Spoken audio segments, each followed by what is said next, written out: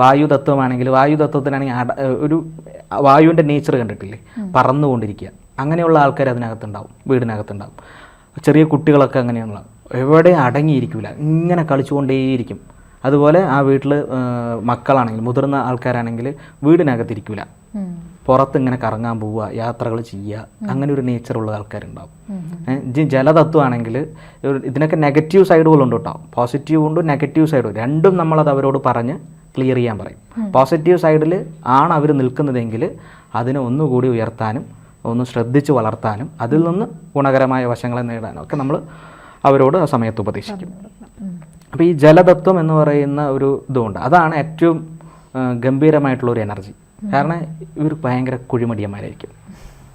അതുപോലെ അവരുടെ ശരീരം ഒരു കുറച്ച് തടിച്ച ശരീരമുള്ള ആൾക്കാരായിരിക്കും.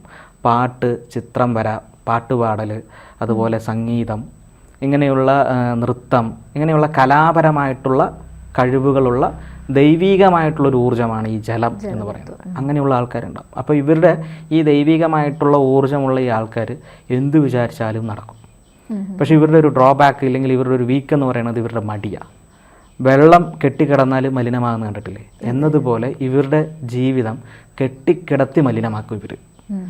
അപ്പോൾ ഇങ്ങനെയുള്ള ആൾക്കാരെയാണ് നമ്മൾ കൺസൾട്ടിങ് ചെയ്യുന്ന സമയത്ത് കാണുന്നതെങ്കിൽ ഇവരോട് നമ്മൾ പറയും സെൽഫ് മോട്ടിവേഷൻ, ഉള്ളിൽ നിന്ന് എപ്പോഴും മോട്ടിവേറ്റഡ് ആവുക, എന്നിട്ട് പുറത്തോട്ട് ഇറങ്ങുക, പ്രവർത്തിച്ചു കൊണ്ടേയിരിക്കുക, ഇഷ്ടപ്പെടുന്ന കാര്യങ്ങളിൽ കൂടുതലായിട്ട് ശ്രദ്ധ കൊടുക്കുക, മടി പിടിച്ച് എവിടെയും കിടക്കരുത് എന്ന് പറഞ്ഞുകൊണ്ട്. അപ്പോൾ ഇങ്ങനെയൊക്കെ നമ്മൾ വാസ്തു കൺസൾട്ടിങ് ചെയ്യുന്ന സമയത്ത് ആ കുടുംബത്തിലെ എല്ലാ അംഗങ്ങളോടും കൃത്യമായ ഒരു വിശദീകരണം കൊടുക്കുകയും നിലവിൽ അവരനുഭവിച്ചു കൊണ്ടിരിക്കുന്ന ചിലപ്പോൾ അവർക്ക് ആഗ്രഹങ്ങളുണ്ട്, സാറേ എനിക്ക് പാട്ട് പാടണം എന്നായിരുന്നു ആഗ്രഹം, പക്ഷേ എൻ്റെ ജീവിതം ഇങ്ങനെ ആയത് കാരണം കൊണ്ട് ഞാനിപ്പോൾ അക്കൗണ്ടൻ്റായിട്ട് വർക്ക് ചെയ്യാണ്. അപ്പോൾ നമ്മൾ അവർക്കതിനുള്ള വഴികൾ എന്താണ്, എങ്ങനെയാണത് ശരിയാക്കേണ്ടത്, ആ ഊർജ്ജത്തെ എങ്ങനെ ഉയർത്താം എന്നുള്ളതൊക്കെ ഉപദേശിച്ചു കൊടുക്കാൻ പറ്റും. ഇത് തന്നെയാണ് പേഴ്സണൽ വാസ്തു. ജ്യോതിഷമോ വാസ്തുവോ പൂജയോ നിങ്ങൾക്ക് ആവശ്യമുണ്ടോ? താഴെ കാണുന്ന നമ്പറിൽ വാട്സപ്പ് ചെയ്യൂ.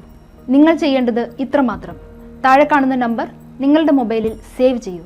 അതിനുശേഷം ഞങ്ങളുടെ നമ്പറിലേക്ക് വാട്സപ്പിലേക്ക് ഹായ് അയയ്ക്കൂ. ജ്യോതിഷ സംബന്ധമായ എല്ലാ ആവശ്യങ്ങൾക്കും ABC മലയാളം നിങ്ങളോടൊപ്പമുണ്ട്.